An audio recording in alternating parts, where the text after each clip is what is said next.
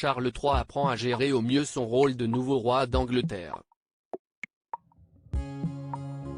Même si la réconciliation entre ses fils ne semble pas être prévue pour tout de suite, il se doit d'aller de l'avant. Un proche royal a assuré que seule une tragédie pourrait faire se réconcilier Harry et William, après les nombreuses révélations du petit frère au sujet de son aîné. Des révélations qui ont dépeint un portrait de William jusqu'alors méconnu, un homme manipulateur et violent envers son frère, finalement présent au couronnement. En bref, Charles III a déjà beaucoup à régler en interne, mais doit aussi et bien évidemment s'occuper du peuple anglais, et de ses fonctions royales. En plus des Britanniques, le roi a aussi dû régler quelques affaires personnelles liées à sa défunte mère.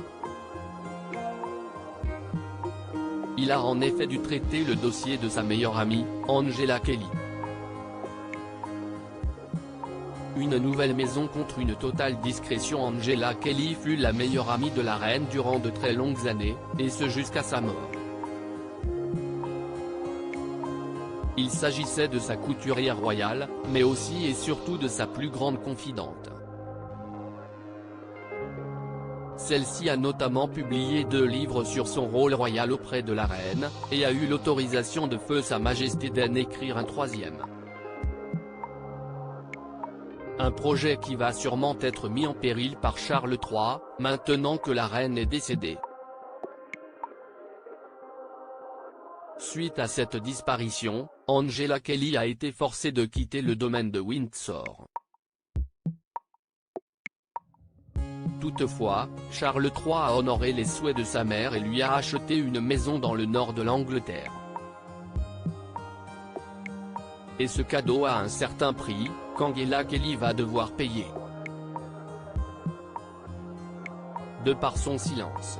Étant la principale confidente de la reine, cette dernière connaît bien des secrets qui pourraient très sûrement nuire à la famille royale, ou du moins la mettre un peu dans l'embarras, car cela relèverait du privé. Si est alors en échange de cette nouvelle vie dans le nord de l'Angleterre, avec cette nouvelle maison, que le roi Charles a demandé à Angela Kelly de garder ce qu'elle sait pour elle. Voilà pourquoi le projet d'un 3e livre risque finalement d'être mis à mal. Le journal britannique The Mail on Sunday a en effet rapporté qu'un assistant principal du palais, travaillant pour le roi, a présenté à la meilleure amie de la reine, un nouvel accord de non-divulgation. Celui-ci doit ainsi être signé par la concernée, dans le cadre de l'accord avec l'offre de la maison.